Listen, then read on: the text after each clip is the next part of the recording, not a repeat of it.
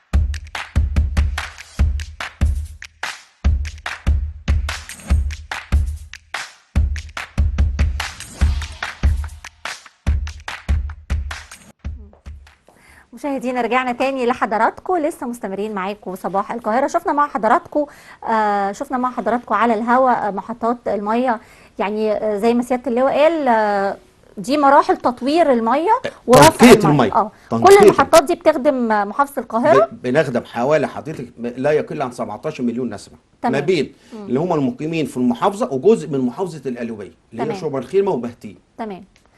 طيب المرحله اللي بعد كده بقى يا فندم، يعني خلاص كده الميه بيبقى فيه تطوير للميه كل فتره تنقيه ومرشحات، مروقات ومرشحات. تمام. طيب نخرج بقى من مرحله تنقيه الميه والمرشحات، وان الميه عشان توصل لنا بتعدي على كل المراحل دي. تمام.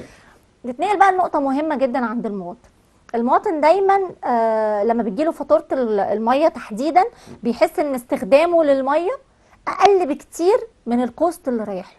يعني لو مثلا قلنا على سبيل المثال ان هو بيستخدم ميه المتر المكعب بقرش، بتروح له 10 قروش الفاتوره. ليه دايما المواطن بيحس ان في جاب في سعر الفاتوره وبيبقى مش عارف يعمل ايه؟ علشان كده حضرتك احنا طبقنا نظام العدادات الذكيه اللي هي مسبقه الدفع. اللي هي بالكارت. بالكارت. مكان العداد اللي هو الايه القديم اسمه ميكانيكي. ده انا بدي لك كمواطن الكارت بتاعك، تمام، اشحن فيه زي ما انت عايز، انت يوميا او كل ساعه شوف استهلاكك ايه. تمام. يبقى دي ملهاش دخل، لا انت بالاستهلاك بتاعك هيتم محاسبتك عليه. اوكي. احنا ركبنا حاليا كافه الجهات الحكوميه والمواطنين حوالي يعني ايه لا يقل عن حوالي 50,000 عداد. وكل العدادات ان شاء الله اللي هيتم تركيبها بعد كده هتبقى عدادات ذكيه. لكن اللي موجود عنده عداد ميه دلوقتي تمام هيغيره ولا هيمشي بيه؟ لا لحد ما نغيره له. يعني زي الكهرباء. تمام زي الكهرباء بالظبط. ده هيقلل بقى مشكله. هيقلل بقى، يبقى انا كمواطن انا اللي اتحكم في المنظومه بتاعتي. طب انا ما سبتكش، انا لازم باجي اعمل لك توعيه. تمام. ده دور انا بقى كاعلام، بينزل فرق متخصصه عندي وفي ادارات متخصصه. تمام، بنعمل عمليه توعيه. التوعيه دي بقى على مستوى كافه اطياف المجتمع، مدارس، جامعات، دور عباده. يعني انتوا كشركه الميه بتعملوا ديل مثلا مع المدارس وبتعملوا دورات تدريبيه؟ يعني حضرتك احكي لي كده دوركم ايه مثلا مع طلبه المدارس؟ طلبه المدارس احنا ايه في تعاون بيننا وبين وزاره التربيه والتعليم، ممثله في مديريه التربيه والتعليم بالمحافظه. بيبقى عندنا بيان كامل بالمدارس وحاطين خطه بالتنسيق معاهم ان احنا لازم في نهايه السنه نكون غطينا المدارس بالكامل. تمام. انا اهم حاجه ان انا استهدف الناشئ اللي هو لسه طالع. طبعا. تمام. علشان احسسه قيمه كوبايه الميه. يبقى خلاص ان انا بنزل له بعمل له توعيه، بوزع عليه حضرتك زي ما شايفه كده المطبوعات ديت على التلميذ، بجيبه اعمل له زياره ميدانيه للمحطه عشان يشوف يعني رحلات مدرسيه ورحلات لطلبه الجامعات. بالاضافه لذلك ان انا بجيب في برضه تنسيق بيننا وبين الائمه والوعاظ. احنا كمان معانا اهو تنويهات، يعني حضرتك بتتكلم زي اكيد دي بتتعرض في المدارس. بالظبط. ازاي تحافظ على نقطه الميه. هو المقصود بها ان التلميذ او اي حد شاب او عجوز او ست او الكلام ده يشوف الحاجات دي كلها، يبقى فعلا الناس دي فعلا ما بتهزرش. نقطه الميه لازم كلنا، ده واجب ديني وواجب وطني ان انا لازم احافظ على كوبايه الميه. صح. مظبوط. تمام. عندنا برضو ايه دور تاني مع دور العباده المسيحيه والاسلاميه. لازم بنخش المساجد وبنجيب ائمه ووعاظ المساجد والكنايس، نعمل لهم لقاءات معانا ينزلوا برضو يشوفوا زراعه ميدانيه للمحطات كلها ويشوفوا مراحل الميه ازاي وازاي بتتكلف. زي ما حضرتك عارفه بيبقى رجل الدين ليه كلمه طبعا مسموعه. اكيد. تمام. فده احنا بنستغل العباده سواء المسجد او الكنيسه، الناس المترددين كلها يعمل توعيه واحنا بنبقى معاه. طيب احنا بنعمل ايه تاني؟ احنا بنعمل حاجه اسمها حمله ترك الابواب. فرق متخصصه عندنا بتروح الست في البيت اللي هي اختي ومراتي ووالدتي، المهم اللي موجودين في البيت. بس هل ترك الابواب دي يا فندم موجوده كمان في محافظه القاهره؟ يعني انا اعرف ان ترك الابواب دي تبقى اكتر في الاماكن الاكثر احتياجا او القرى، المحافظات، المناطق النائيه. انا دلوقتي انا عايز احافظ على كوبايه الميه، مالهاش دخل بمكان متحضر او مكان تاني. كلنا لازم، ما هو انا لو قاعد في مكان متحضر بس سبت الحنفيه مفتوحه، ما هيبقى فيه استهلاك ميه. صح. طب ماشي، استهلاك ميه مين اللي هيدفع؟ انت كمواطن. بس انا مش عايز استنى ان انت تدفع. انا عايزك تحافظ عشان انا حد تاني يستفيد بكوبايه الميه دي. حقيقي. تمام. فباجي بقول لك خلي بالك انت بدل مثلا لو انت فاتحه او الست فاتحه وهي بتغسل الاطباق او الكلام ده كله، تمام، يبقى اتشغلت في حاجه تانية، اقفلي الحنفيه، تغسلي طبق اقفلي لحد ما تغسلي الطبق. تمام. وبوزع عليه حضرتك هنا برضو عندنا مجله بتاع المطبخ مكتوب عليها كل نقطه بتفرق. هو الهدف كلها مش انا بوزع هدايا، لا انا بوزع عشان الست وهي لابساها وهي في المطبخ مجرد ما هتبص عليها بس كده هتفتكر. هيجي ابنها من المدرسه يبقى عنده توعيه، هي عندها توعيه. بيجي لو الزوج او الابن الكبير او الاخ او الكلام ده كله في اي مصلحه حكوميه او في اي حته في مركز شباب او في اي تجمع بنعمل له عمليه توعيه. يبقى ايه بستهدف جميع الفئات. ايوه تمام. طيب في بقى حاجه مهمه جدا كمان حضراتكم وفرتوها في مركز الاعلامي، وهي خدمه الخط الساخن. حضرتك كلمنا عن اليات الخط الساخن واستقبال الشكاوي والتعاملات معاها بتكون ازاي؟ منظومه الخط الساخن حضرتك ديت احنا عندنا منظومه الخط الساخن اللي هو 125 ده موحد على مستوى الشركات كلها. تمام. بس طالما ان انا في محافظه القاهره بطلب 125 يبقى برد عليه انا. الجيزه يبقى رد عليه بتاع الجيزه. اسوان يبقى رد عليه بتاع اسوان. يعني هو خط ساخن واحد للشركه القابضه كلها على مستوى الجمهوريه؟ منظومه اسمها ايه رقم 125 مختص. تمام. ده اللي هو رقم 125 ده بيخدم الجمهوريه كلها، ولكن انت بتختار بقى لما بترد حسب ايه اتصالي من المكان ايه. هو معانا على الهواء كمان سواء تليفون ارضي او التليفون محمول. شغال على مدار الساعه. ما ينفعش ان انا اشغل منظومه الخط الساخن فتره واحده وامشي، لا.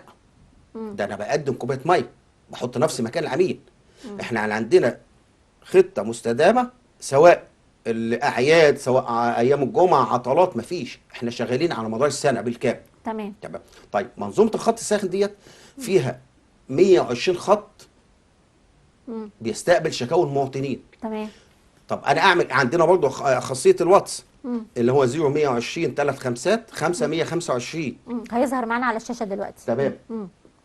رقم الواتساب الخاص بشركه الميه في القاهره هيظهر معانا دلوقتي. ده لاستقبال الشكاوي برضه يا فندم. بص، شكاوى، طلبات، استفسارات، اي حاجه انا عايزها من شركه مياه الشرب، مجرد ما ارفع السماعه سواء من تليفون ارض او محمول 125 رد عليك الموظف في اي وقت. تمام. وبحيث ان الموظف اللي موجود مؤهل وعارف اي خدمات بتقدمها الشركه او اي استفسار العميل هو ايه يطلبه مني. يبقى لازم ان انا موظف قاعد ما اقولش للعميل لا بس انا ما اعرفش، طب انا ايه كلمني بكره، لا. مجمع الداتا كلها عنده كل المعلومات اللي يقدر يرد بيها على اي استفسار من اي عميل بيتصل بيه. بالظبط. طب الحاجه الثانيه، انا ممكن دلوقتي اتعاقد وانا قاعد في البيت، اطلب 125.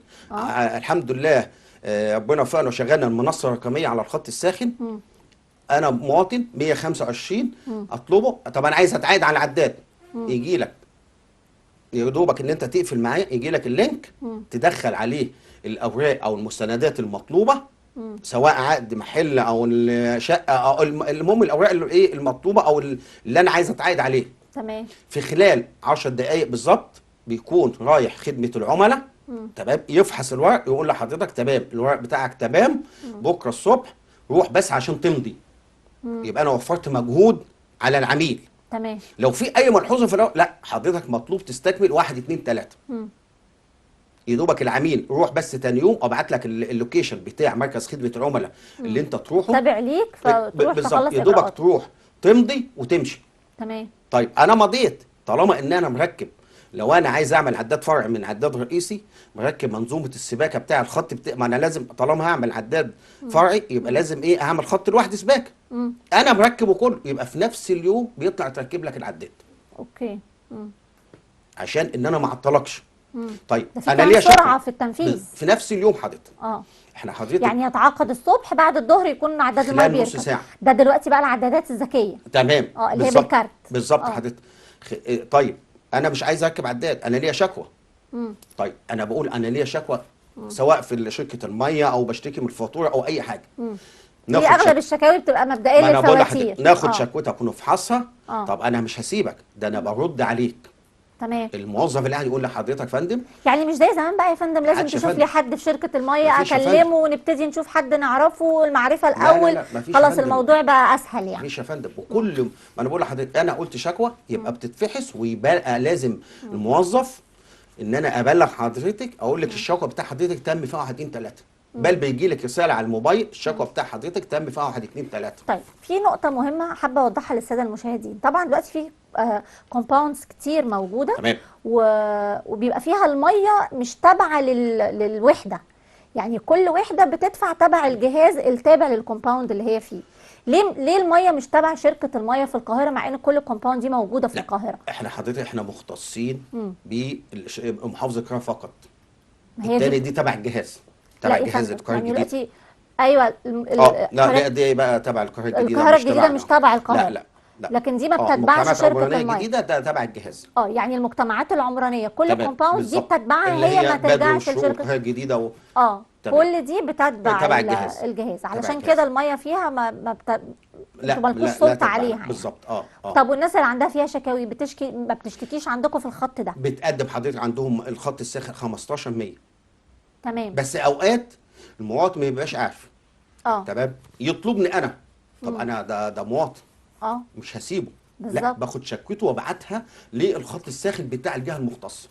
اللي هي واوقات كتير جدا يجي لنا مثلا يبقى فيه عطله او فيه حاجه في محافظه الجيزه، عشان انا لو جيت ممكن اطلب اكون على حدود الجيزه. تمام. وبس شكوتي تبع الجيزه يطلبني انا.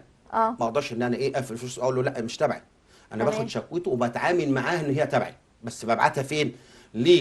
لشركه مياه الجيزه. اقول له بتحولها للمختصين بقى عشان يرد على العميل اللي على نفس الشكوى او المواطن اللي اتصل. طيب وقت قطع الميه بيبقى فيه تنويهات كتير جدا بتجيلنا على طريق بقى مسج على تمام. الموبايل، على في التلفزيون، في الاعلام. التنويهات دي والحاجات دي من الاهتمامات بتاعه الاعلام، حضرتك كلمني عن ده وعن دور المركز الاعلامي. احنا حضرتك لو فيه تغيير خطوط مسار او احلال وتجديد، لان طبعا في خطه لاحلال وتجديد الخطوط القديمه. احنا عندنا خطوط تعدى عليها حوالي 50 سنه. فدي لازم نعمل لها علشان استدامه توصيل الميه، لازم نعمل لها عمليه احلال وتجديد. طيب انا مش هقطع ماسوره قطرها 100 بتاع 1200 او 1000 مللي واسيب المواطن، او حتى لو 150. لا ده انا بعمل بيان من قبلها بيوم او باتنين وبذيعه في كافه وسائل الاعلام وكافه وسائل التواصل الاجتماعي. والله خلي بالكم انا الميه هتتقطع عندي في المنطقه الفلانيه اماكن محدده. تمام. من الساعه كذا للساعه كذا. تمام. وببعتها للكل. وبيجي لك رساله على التليفون طالما ان انا مقيم في المكان ده، يجي لك رساله برضو تاكيد على التليفون. طب هل يا فندم ما بيبقاش في مثلا في وقت كده جت الميه قطعت في مصر الجديده ومدينه نصر 3 ايام ورا بعض او يومين ورا بعض، ما بيبقاش في مثلا خطوط بديله، توفير عربيات للميه للساده المواطنين؟ ما انا لسه هكمل حضرتك. طيب انا هقطع الميه عن خط معين او منطقه معينه وفي بيان موجود من قبل كده. لا ده انا مش بسيب المواطن، ده انا بدبر عربيات مياه نظيفه، خزانات ستانلس ستيل، مش اي خزانات، توصل للمواطن. والحمد لله عندنا منظومه الفنطاس الجديد اللي هو الستانلس ستيل ده يطلع الميه لحد الدور العاشر. عشان ان انت كمواطن ما شيلش الجيركن واملى بيه، لا ده انا بطلع لك تملى الخزان بتاعك يبقى انت ما تحسش ان الميه مقطوعه. تمام. طب والناس اللي ما عندهاش خزانات؟ خلاص يعني الخزانات موجوده بتاعتي انا. لكن تمام. هو يقدر يجي يملى من عربيه الميه، مش بس العربيات دي. انا بوضح للساده المشاهدين ان العربيات دي مش مختصه بس المستشفيات الكلام ده كله السخانات. تمام. لا تمام. ودي بتوزع مجانا طالما فتره الانقطاع الميه انا ملزم ان انا اجيب لك ميه لحد عندك مجانا. تمام. طيب خدمه القطع الموفره لاستخدام الميه وقت الصيانه، الحلول البديله لدى المواطن غير الخزانات، يعني حضرتك تقول تنصح المواطن بايه لما نبتدي مثلا الناس تقول لك الميه هتقطع، تلاقيهم بقى مالوا حاجات كتير والميه اللي كانوا ممكن يستخدموها في اسبوع يستخدموها في اليومين اللي الميه هتقطع فيهم او في الساعتين اللي الميه هتقطع فيهم. ده دور واجب علينا كلنا. انا الميه مقطوعه انا بحدد لك بالساعه. ساعتين 3 5 6 انا بحدد لك بوقت محدد. مدى مصداقيه تحديد الوقت يا فندم؟ احنا حضرتك انا مش بسيب ده، انا على الصفحه بتاعتنا انا بنشر لحضرتك انا فين دلوقتي. لا انا قصدي ان انت ممكن تقول الميه هتقطع ساعتين، تقطع ساعتين فعلا ولا تقطع 3 ساعات؟ ساعات؟ احنا بنبقى ملتزمين بالوقت المحدد فعلا. بل يمكن في 90% من الاعلانات اللي احنا عملناها بنخلص قبل الميعاد. تمام. بساعات، مش لا بساعتين 3. مم. عشان لو في قطع الميه بيبقى عندنا خلاص عندنا ازمه. مم. جميع الشركه بكافه امكانياتها، مهندسين، فنيين، عمال، عربيات، كله بيبقى عشان ان انا المواطن ما يحسش، او الوقت ما يعديش الوقت اللي انا ايه محدده. في حالة انفجار ماسورة أو كسر ماسورة مية بتسبب طبعا أزمة في الشارع، تمام. التنسيق بين الجهات المعنية من مثلا يعني وزارة تبقى مسؤولة عن تنظيف الشارع وشفط المية علشان وقف الطرق، وفي نفس الوقت شركة المية عايزة تصلح الماسورة عشان المية ترجع تاني. حضرتك كلمني عن التنسيق بين الجهات لا المعنية لو للموضوع. في حاجه حضرتك فجاه بقى مش ايه، مش بيان، البيان طبعا بنبقى منسقين مع كله، مع كافه الجهات. يعني مثلا هيئة الصرف الصحي مع بتبقى الصرف موجودة. الصحي، مع المرور، مع الاحياء، مع الغاز، كيف يتم هذا التنسيق ما انا يا بقول فندم؟ مع الغاز، مع الكهرباء، عشان يبقى موجود، عشان الشبكات اللي موجوده في الارض طبعا. يبقى موجودين معانا. طب لو حاجه ايه لا قدر الله خلاص فجاه، يبقى تلقائي على طول بيتم التنسيق مع المحافظه والجهات المعنيه تمام. في وقتها. كله بينزل الشارع. كله في وقتها على مدار الساعه. ما عندناش سواء صبح ظهر بالليل، على مدار الساعه بالكامل. 24 ال ساعة. 24 ساعه شغالين. منظومه بالكامل. بقول لحضرتك احنا منظومه متكامله، مؤسسه متكامله. ما ينفعش ان انا اشتغل وقت واسكت، لا. طبعا طبعا. ما انا هشتغل على الميه. واهم حاجه حضرتك اللي انا عايز ايه اقوله لحضرتك، ان الموظف او المهندس او العامل او السواق اللي موجود في شركه الشرب حاطط نفسه مكان المواطن. طبعا. او مش هو حاطط، ده هو المواطن. لان هو الميه بتقطع عن بنفس عن الازمات. بيتي. صح. ما انا ساكن مثلا هنا، تمام. ما هو الميه لو قطع ما هتقطع عندي. طب صح. لما الميه تقطع عندي حط نفسك مكانه. ما هو ما فيش حاجه اسمها عشان حضرتك ساكن هنا لا الميه مش تقطع عندك. لا مفيش. انا بقول لحضرتك ايه، الموظف عنده خلاص اعتقاد راسخ ان هو انا مواطن، ما قطعت عن والدتي، ما قطعت عن اخويا، ما قطعت عن مراتي. بالظبط. يبقى انا بحط نفسي مكانه. وطالما انا حطيت بتعيش نفسي في مكان الأزمة زيه. بالظبط، يبقى ان انا هعمل المستحيل علشان ان انا اجيب لك الميه بسرعه. تمام. من الخدمات ايضا اللي وفرتها شركه الميه مساعده ذوي الاحتياجات الخاصه وكبار السن في المنزل. حضرتك كلمنا عن هذه الخدمات. حضرتك احنا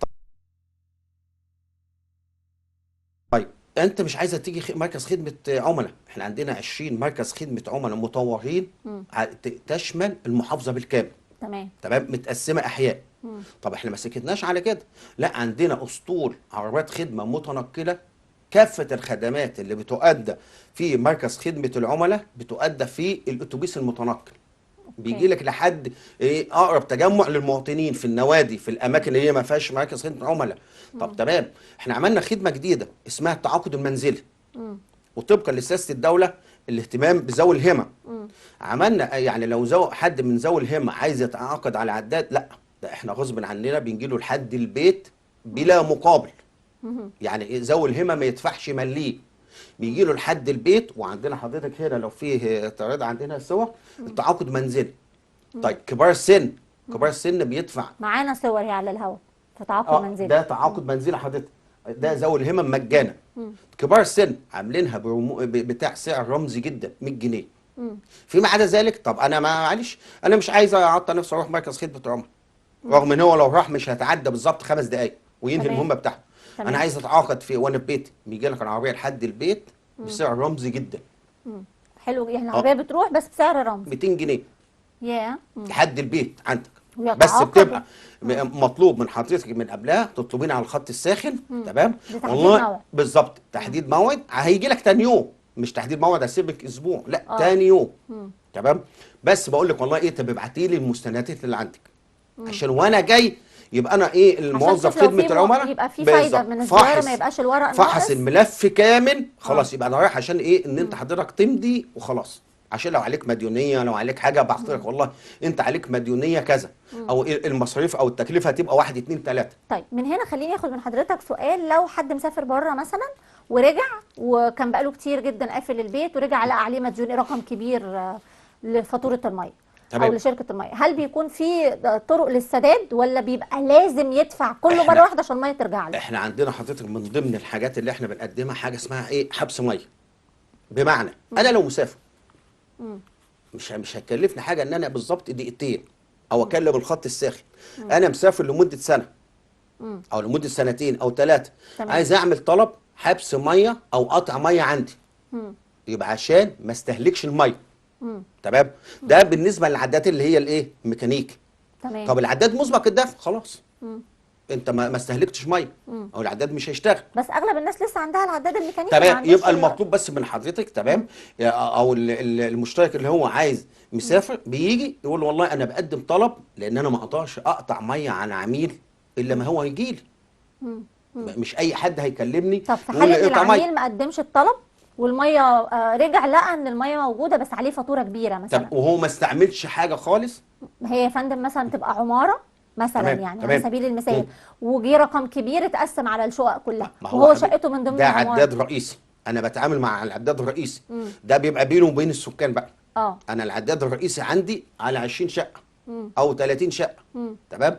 هو انا بحاسب العداد الرئيسي، يبقى ده ايه بالتنسيق بقى بينه وبين اللي هو رئيس مجلس هل اداره بقى العماره. بيكون في تقسيط ده ما السؤال، هل عندناش بيكون في مشكله تقسيط؟ خالص، ما عندناش يعني مشكله. مثلا انا شاريه شقه في مكان ما واتفاجئت ان فاتوره الميه جايه وانا نصيبي منها رقم كبير قوي، وانا ما كنتش عارف ان صاحب العماره ما بيدفعش، هل بقى ان انا اروح ادفع الرقم ده مره واحده؟ لا لا لا، ولا ممكن اعمل ديل مع شركه الميه ان انا ابتدي اقسطه او اجدوله ما معاهم؟ عندناش مشكله خالص ان احنا، ما انا بقول لحضرتك ان احنا نساعد المواطن ويجي يقدم طلب نقسط له المديونيه اللي عليه، ما فيش تمام. ادنى مشكله خالص عندنا. طيب احيانا كتير اصحاب العقارات ما بيدفعوش الميه بتاعه العمارات، وبعد سنين نتفاجئ يجي يقول انا عندي كسكان مديونيه عاليه. يقول لك انا عندي مديونيه والسكان اللي يدفعوا، ما احنا بقى في حين ان السكان بتدفع ايه مثلا العوايد او بتدفع مع الايجار الميه والكهرباء والحاجات ما دي. عندناش مشكله انا بتكلم في الاماكن اللي هي المناطق العشوائيه او الاماكن اللي هي ايه القديمه، مش دلوقتي الاماكن الجديده، اغلب الاماكن القديمه بتتعامل كده، تمام. زي عين شمس، الزيتون، البيوت القديمه بتبقى كده، فاتوره الايجار مثلا بيدفع من ضمن الميه والكهرباء والحاجات دي، ويتفاجئوا اصحاب البيت مثلا ان انا صاحب البيت ما دفعش الميه ويجي عليه رقم كبير. تمام. ده في الحاله دي يعمل ايه؟ احنا دلوقتي بننزل نتابع العدادات دي ونشوف ده اخر فاتوره دفعها امتى. وبنزل والله انا بنزلك بقول لك خلي بالك العماره اللي انت ساكنه فيها العداد بيبقى اسم ايه باسم مشترك معين. تمام. بقول له والله خلي بالك انت عليك مديونيه بكذا. لازم تيجي تاني يوم او في نفس اليوم توفق اوضاعك. طب انت ما جيتش يبقى انا بضطر ان انا بقطع عليك الميه. ده انت كده خلاص بتشرب ميه ببلاش. وانا لو سبت المواطن ده وده يشرب ميه ببلاش يبقى انا مش هقدر اعمل استدامه عندي اوصل ميه. حقيقي حقيقي. طيب ترشيد الاستهلاك وحملات التوعيه لترشيد الاستهلاك، الفئه المستهدفه منها بيكون ايه او التارجت بتاعكم بيكون منها ايه ووصلتوا فيها لغايه فين دلوقتي؟ اما انا بقول لحضرتك احنا عندنا تعاون مع كافه الوزارات، التربيه والتعليم، الاوقاف، دور العباده المسيحيه والاسلاميه، مراكز الشباب، المكتبات العامه. تمام. طب المدارس يبقى طوال العام الدراسي لازم استهدف كافه المدارس الموجوده. تمام. طلبه الجامعات، المساجد، العلم والوعاظ زي ما قلت لحضرتك، صح. دور العباده المسيحيه، كافه الجهات. طيب مش كده بس، لا ده انا بروح في اي تجمع للمواطنين بعمل حملات توعيه. المواطن هو بيجي لي بعمل له حملات توعيه في مركز خدمه العملاء.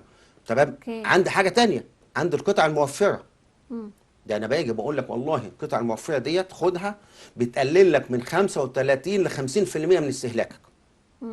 يعني بدل ما اسيب الحنفيه نازله بضغط معين، لا خد القطع الموفره دي ركبها عندك. تمام.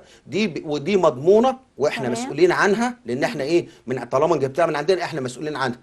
وسهله التركيب جدا، يعني مش محتاجه ان انا اجيب سباك واركبها، لا ده يا دوبك ان انا على وش الماسوره اللي بتاع الحنفيه بشيل الثانيه واركب القطع الموفره. بنحصل عليها منين يا فندم؟ من عندنا حضرتك، من كافه مراكز خدمه العملاء، كافه سيارات خدمه العملاء متنقله.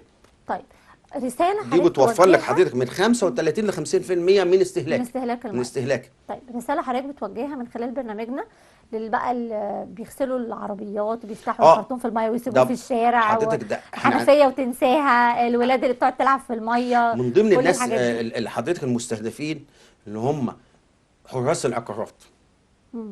علشان انا بقول له ايه، انا مش باجي عايز اجي اعمل لك محضر الا بقى لو ما التزمتش. انا بنزل اعمل حملات، وعندنا حضرتك هنا صور الحملات.